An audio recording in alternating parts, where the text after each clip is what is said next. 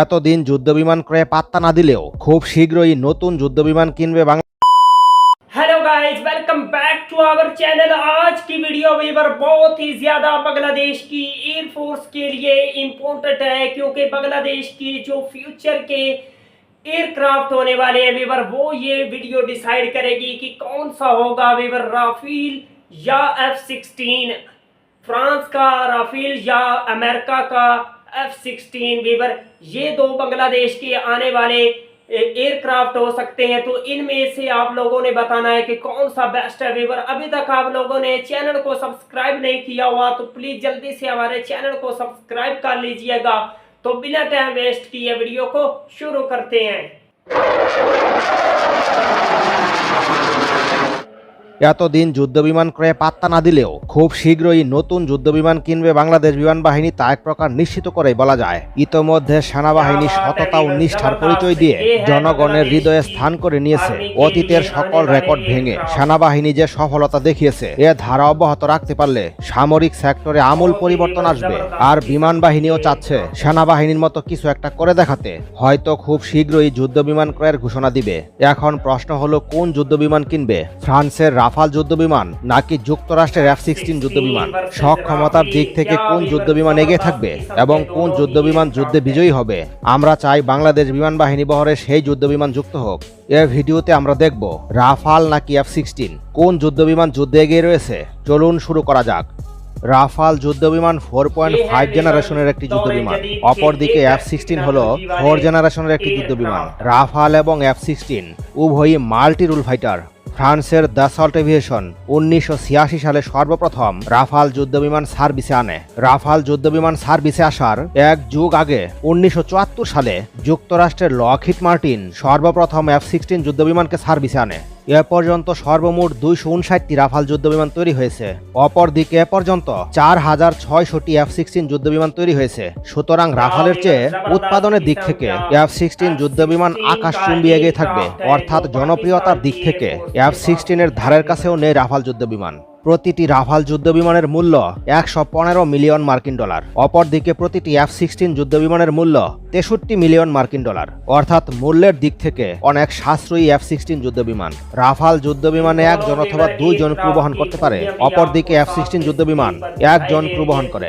Rafale যুদ্ধবিমানের দৈর্ঘ্য 50 foot 1 ইঞ্চি বা 15.27 metre এবং উচ্চতা 17 ফুট 6 ইঞ্চি বা 5.34 মিটার এবং উইংস্প্যান মানে যুদ্ধবিমানের এক ডানা থেকে অপর ডানা পর্যন্ত দৈর্ঘ্য 35 ফুট 9 ইঞ্চি বা 10.9 মিটার।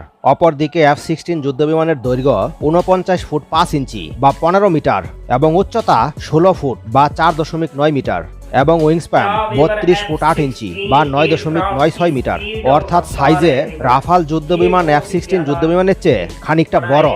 এমটি অবস্থায় রাফাল যুদ্ধবিমানের ওয়েট 10,600 কেজি। অপরদিকে এমটি অবস্থায় F-16 যুদ্ধবিমানের ওয়েট 8,573 কেজি। যেহেতু সাইজে বড়, তাই রাফাল যুদ্ধবিমানের ওজনও কিছু বেশি। ফুল লোডিং অবস্থায় রাফাল যুদ্ধবিমানের ওয়েট দাঁড়ায় 24,500 কেজি। অপরদিকে ফুল লোডিং অবস্থায় F-16 যুদ্ধবিমানের ওজন দাঁড়ায় 19,187 কেজি। অর্থাৎ এদিক থেকে রাফাল যুদ্ধবিমান এগিয়ে রয়েছে। এখন দেখা যাক কোন যুদ্ধবিমানে কতটুকু জ্বালানি ধরে। রাফাল যুদ্ধবিমানের ফুয়েল ক্যাপাসিটি 4,700 কেজি। অপরদিকে F-16 যুদ্ধবিমানের ফুয়েল ক্যাপাসিটি 3200 কেজি। রাফাল যুদ্ধবিমানে F-16 যুদ্ধবিমানের চাইতে অনেক বেশি জ্বালানি ধরে। রাফাল যুদ্ধবিমানের ম্যাক্সিমাম স্পিড 1912 কিলোমিটার পার ঘন্টা। অপরদিকে F-16 যুদ্ধবিমানের ম্যাক্সিমাম স্পিড 2178 কিলোমিটার পার ঘন্টা। সুতরাং ম্যাক্সিমাম স্পিডের দিক থেকে F-16 যুদ্ধবিমান এগিয়ে রয়েছে। এবার দেখে নেওয়া যাক কোনটার কমব্যাট রেঞ্জ কেমন।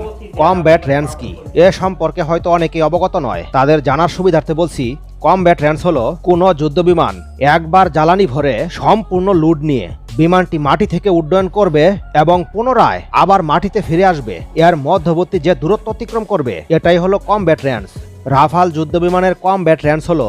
क्या बात है वीवर, जबरदस्त। दोनों ही एयरक्राफ्ट वीवर बहुत ही ज्यादा स्ट्रॉन्ग हैं, बहुत ही ज्यादा वीवर लेटेस्ट टेक्नोलॉजी के हैं, दौरे जदीद के वीवर सबसे ज्यादा बड़े एयरक्राफ्ट हैं वीवर। तो आप लोग वीवर हमें बता सकते हैं कि कौन सा बांग्लादेश की एयरफोर्स में ऐड होना चाहिए एयरक्राफ्ट।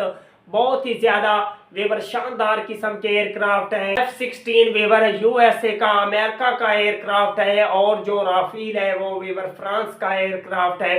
तो वेवर कौन सी कंट्री का वेवर एयरक्राफ्ट जो है वो बांग्लादेश की एयरफोर्स को बाय करना चाहिए, बांग्लादेश की एयरफोर्स में ऐड होने चाहिए। तो ये वेवर आप हमें कमेंट्स बॉक्स में अपनी राय का इजहार लाजमी कीजिएगा। और बांग्लादेश की जो एयरफोर्स है वो वेवर किसी भी सूरत में अपनी जो एयरफोर्स की पावर है उसको बढ़ाना चाहती है और इस तरह के दौरे जदीद के लेटेस्ट टेक्नोलॉजी वाले जो एयरक्राफ्ट हैं वो बांग्लादेश की आर्मी में ऐड होने चाहिए। तो वीवर अगर आप लोगों को बांग्लादेश की आर्मी और बांग्लादेश के रिलेटेड मजीद इंटरेस्टिंग और इंफॉर्मेटिव वीडियो देखनी है तो प्लीज जल्दी से चैनल को सब्सक्राइब कर लीजिएगा। मिलते हैं आपसे नेक्स्ट वीडियो में इंशाल्लाह, तब तक के लिए अल्लाह।